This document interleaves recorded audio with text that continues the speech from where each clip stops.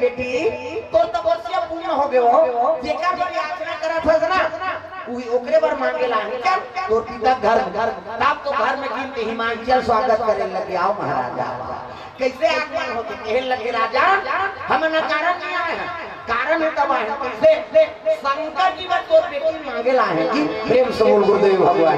जय जय अब तो हिमाचल कहते हे भगवान नारद जी कह रही थी बात सत्य होगी जोगी जटिलया काम मन नगनया मंगल भेद ऐसने स्वामी मोर बेटी भाग में लिखा है कि नारद बता प्रेम से बोल गुरुदेव भगवान जय जय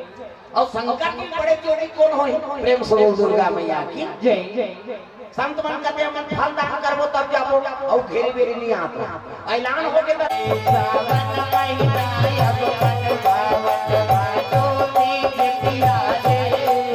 सावन महीना अब मन भावत बातो ती किराजे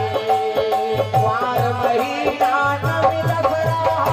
कति गया के देवारी हो नैना कर साथेना उमादारो आतेना नैना कर साथेना